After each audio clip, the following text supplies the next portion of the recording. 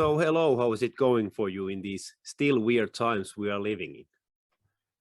It's going good, man. All things considered.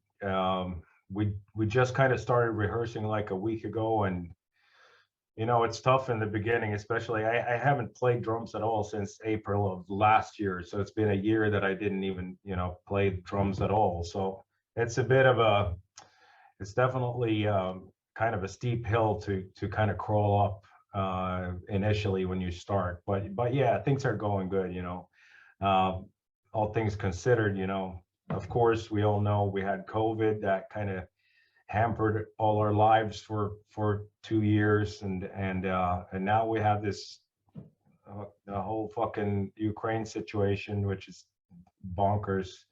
And yeah, so I mean, we're supposed to go out and tour in May, and hopefully that's still going to be doable. But it's also, I mean, it's a nervous time.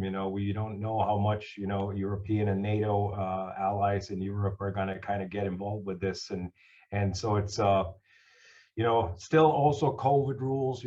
Some countries have still pretty kind of hard COVID rules, and we don't know, since we haven't tried, we don't know what it's going to be like to tour under these conditions. Like if say our guitar tech gets sick, do we all have to like cancel, or how does that all work? And that's different still, in different countries have different rules. So hopefully by May, a lot of these restrictions are eased, so that would make our life obviously a little easier, being on tour for sure.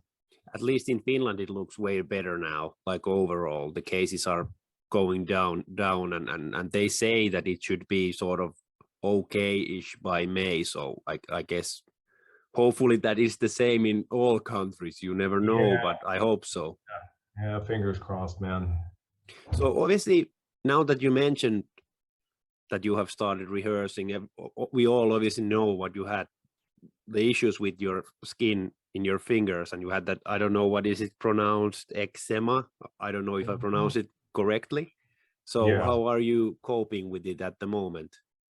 It's been getting better, lately. I've been in touch with nutritionists and stuff like that, and because I always had the feeling that this wasn't contact allergy. It's not something that I get in contact with. If I always felt like it was something internal, and it's actually helped. So I do take a bunch of different supplements and stuff right now, and it's been helping. So it's going the right way for sure, and they are definitely way better than they were a few months ago.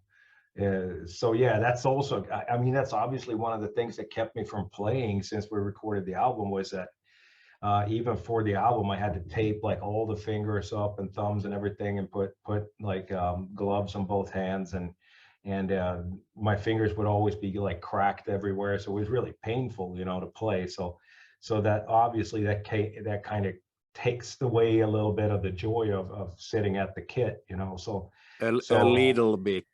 A little bit. Yeah, a little bit.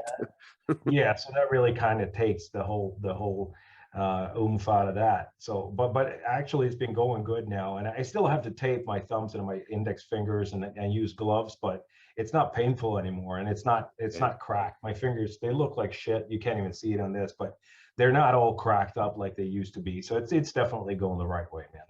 Okay, great to hear. So obviously we are talking because you will be dropping Immutable tomorrow, actually. So yes. I was actually wondering that, did the skin condition of your finger somehow affected the writing and recording of the upcoming album? Not really, no. I mean, we just kept going like we always have, and we didn't really, even though during when we were writing and for sure when we started rehearsing for the album recording, I had huge problems with my hands, but I didn't let that get in the way of anything. It was like business as usual. We had to make this within a certain amount of time, and we felt like it's, even though it was painful, it was like, it wasn't bad. Actually, I only recorded like one track a day. And I never even attempted to do more than one track a day. So we actually kept a very kind of slow pace throughout the whole recording process, which also helped me. And so I would record like drums one day, and then we would like kind of edit that and choose takes and then we would start recording guitar. So sometimes I would record one day, be off playing drums for like a couple of days, and then record another track, and then off for like 3 days, and then another track. So we really kind of paced it very slowly. So just to kind of not like it's, you know, kind of overdo this for my hands as well. But it was more for our mental state as well. We wanted to take our time and kind of be thorough about it. And that's kind of what we did. So obviously this album dropping tomorrow is your 9th to date.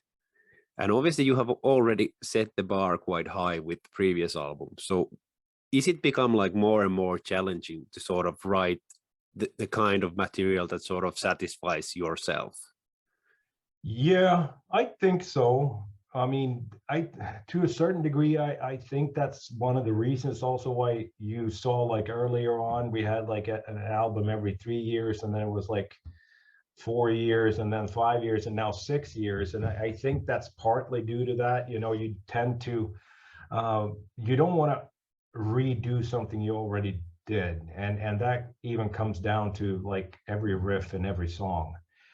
There's of course elements that you gotta reuse, like, yeah, we're doing triplets and chugging power chords, so of course that's going to be a recurring thing, but other than that, we really strive to kind of come up with something that feels fresh and feels like at least we haven't heard ourselves do that before.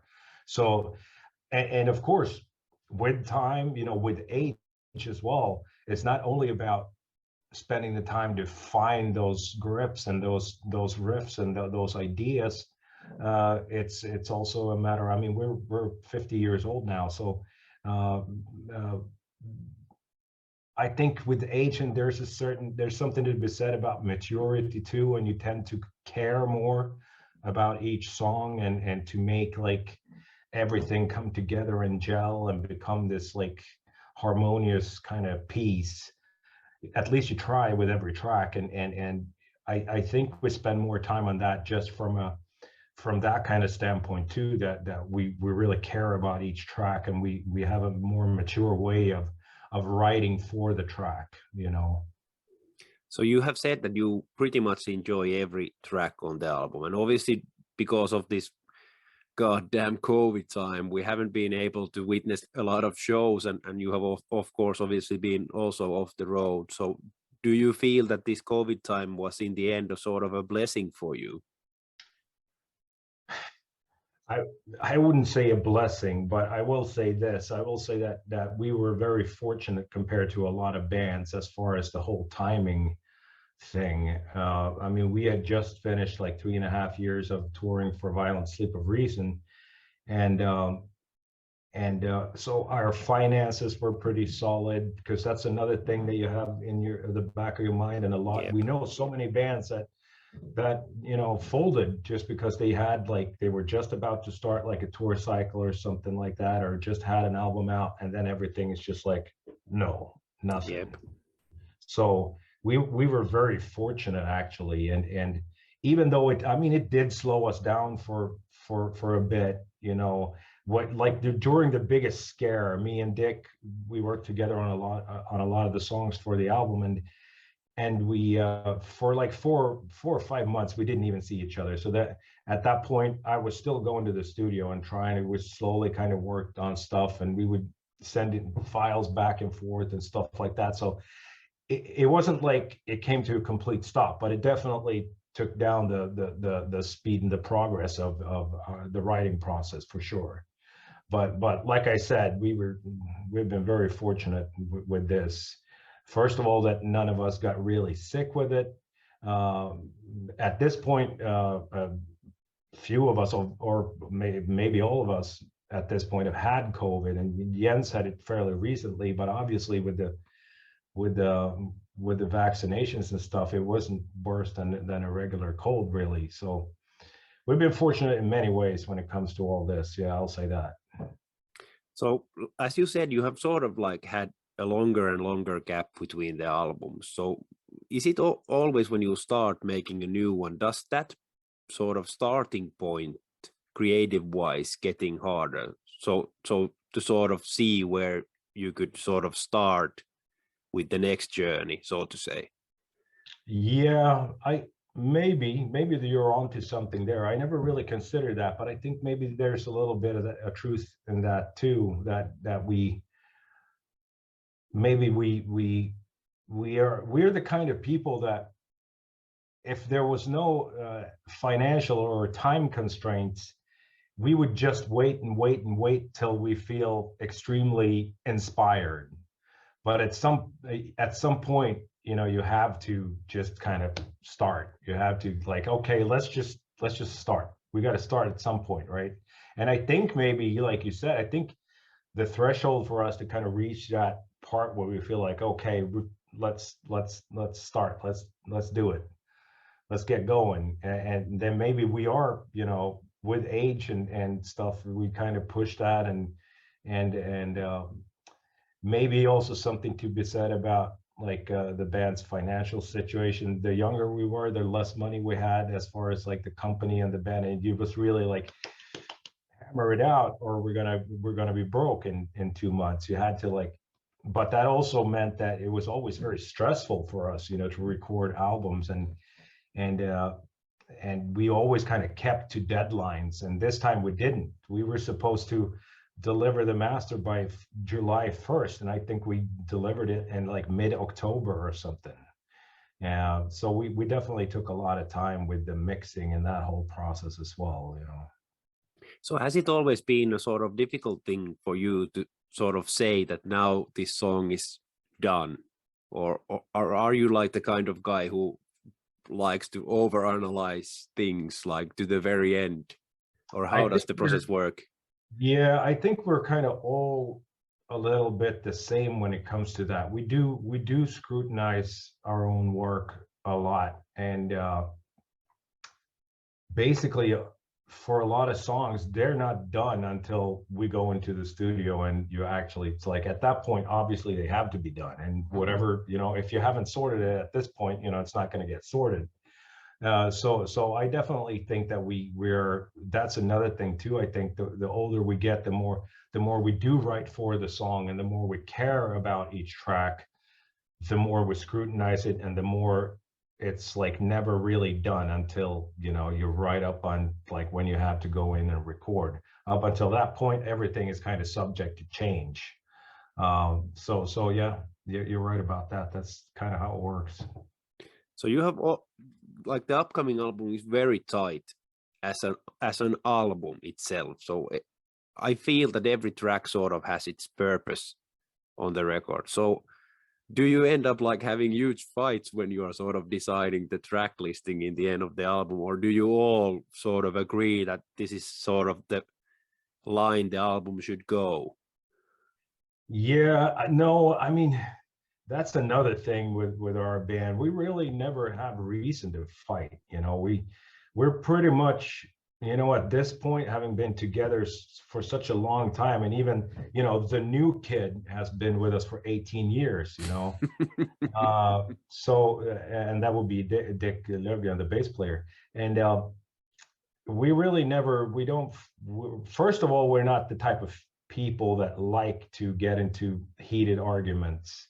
We like to work it out. If we have differences, we work them out in a calm and considered fashion, you know. And as far as like the track listing, that's very much, it's very important, of course. Like how do you start an album? How do you finish it? What is it? What are the high points? What are the low points? Where does it get heavy? What's fast? What's this? What's that?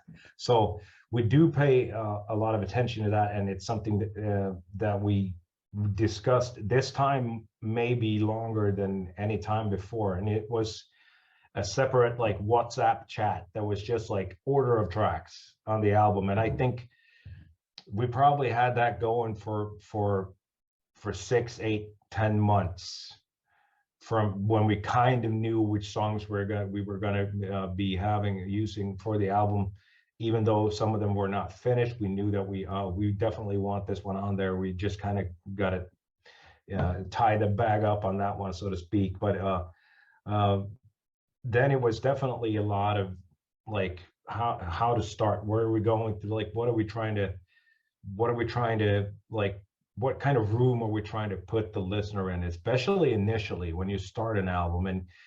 And then you have to consider not only albums that you do like, what kind of journey they take, and I've mentioned this many times, and Master of Puppets, I think, not only being one of the greatest metal albums of all time, it's great not just because of the music, but it's also great because of how it starts and what kind of movements it goes through, and the pacing and the track choices are equally important almost as the music itself. And that's how we kind of approached this album too. And then you had like Violent Sleep or Reason that starts with Clockworks. That's like kind of hard to like gauge and to follow for people because it's kind of erratic sounding, you know.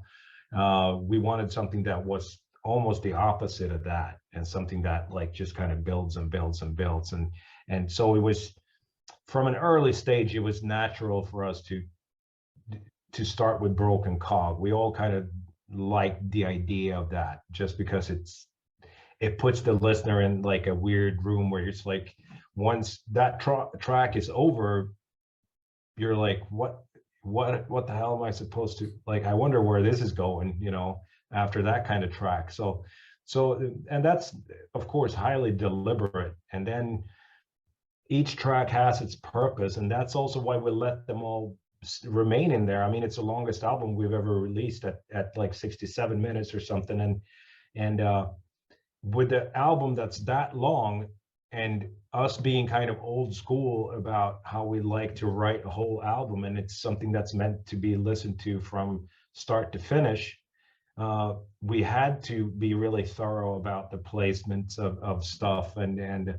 it's about many things you kind of take into consideration. It's tempos, it's tonalities, overall vibes, and like the song in the middle of the album there, that's like a 9-minute, you know, instrumental tracks that starts with like 2-3 minutes of just clean guitars, and then it's just a long instrumental kind of stonery track.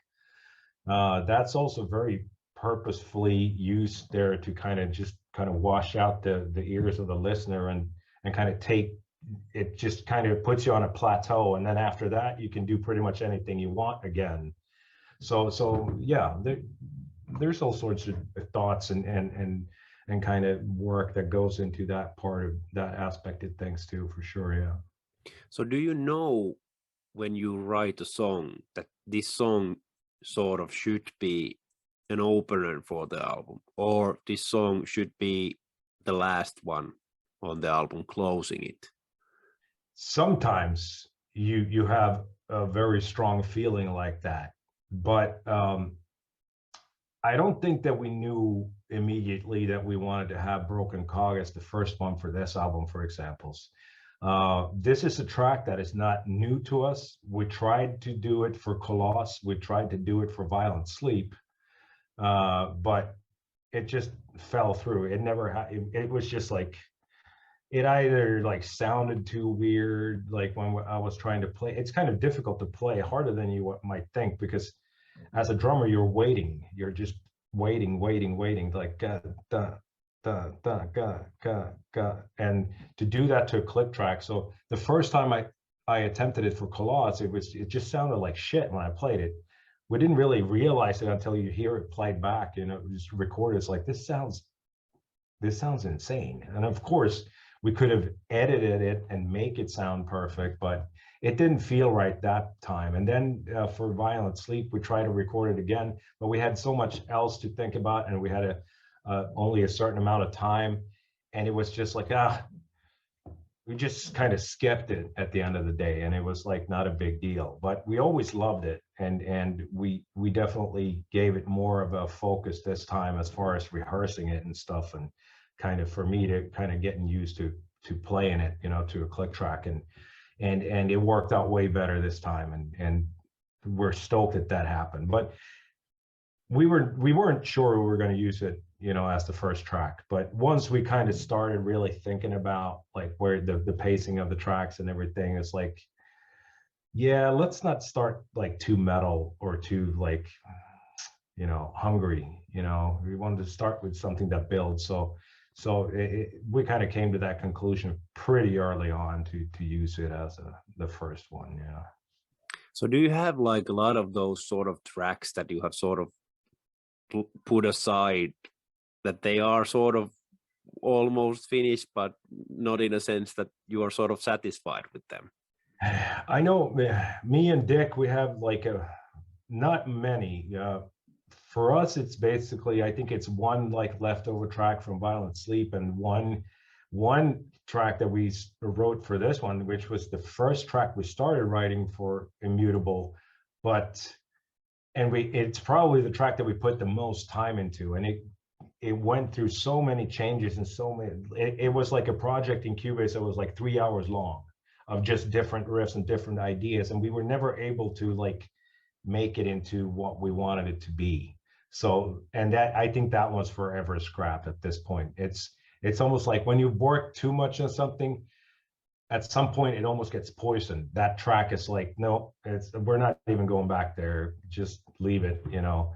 But if you Morten, for example, he has probably, I would say, hundreds of tracks that were never completed, and or they're kind of just like they move below on Immutable.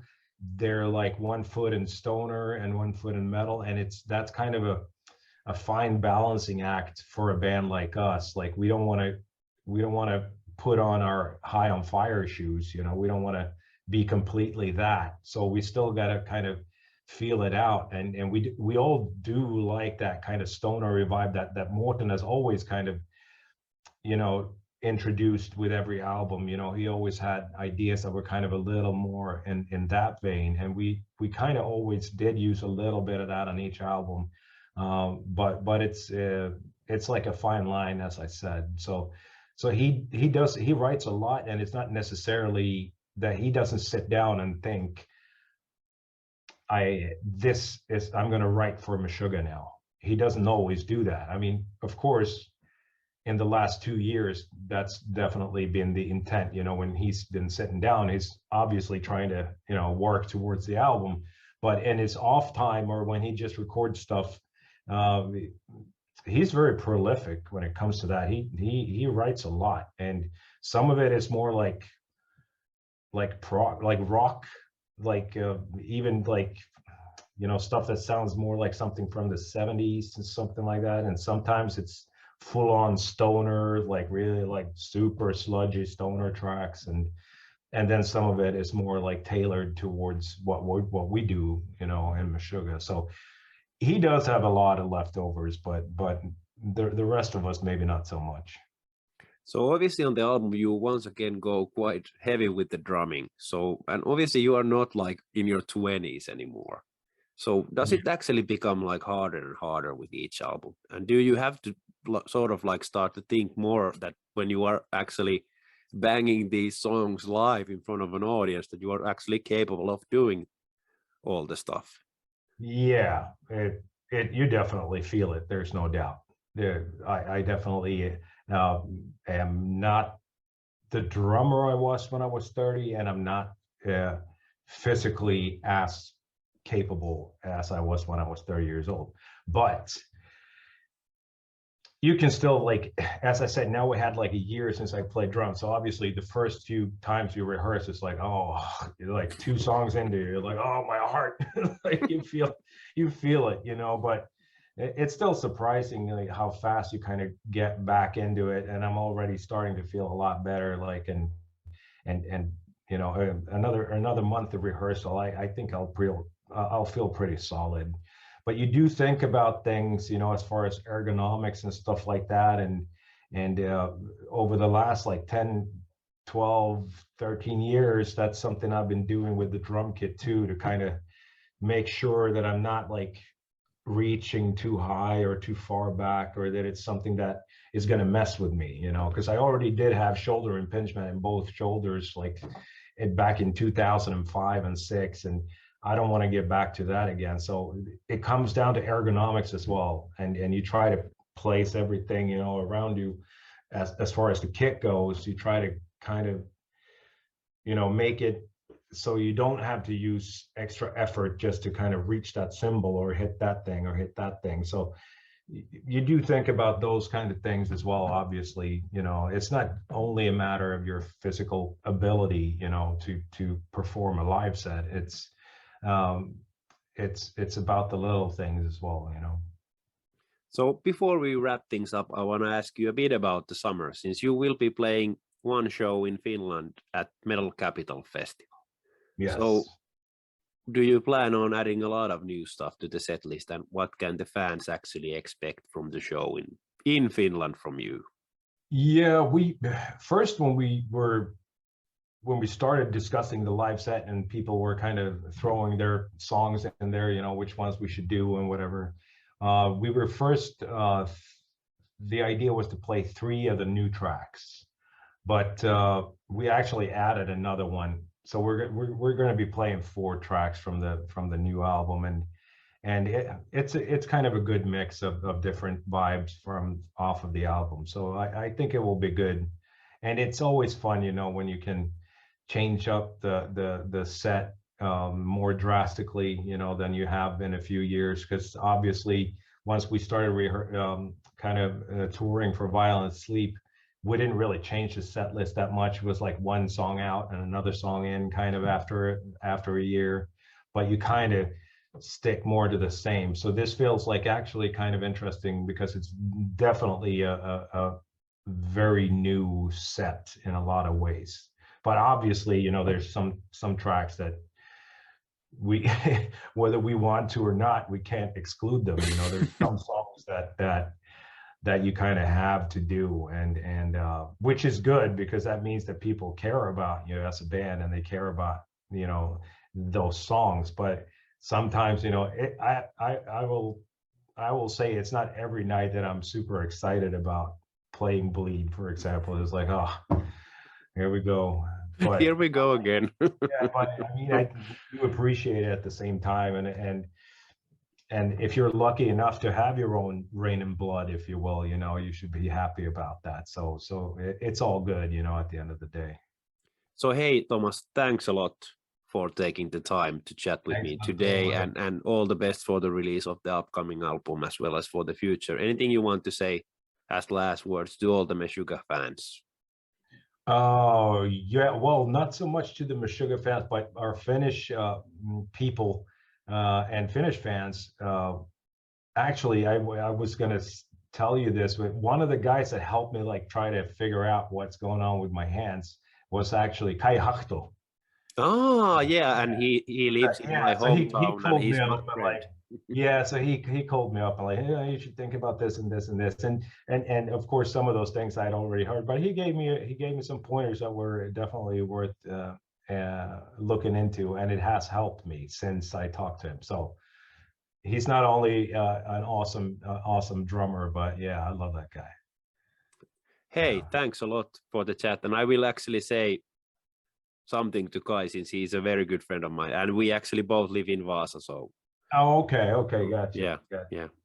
Didn't know that, but I will say something to him afterwards. But hey, yeah, thanks a lot for the time. It's always a pleasure to talk with you, and it's an amazing album. So congrats about that. Appreciate that. All right, take care. Take care. Bye. Bye.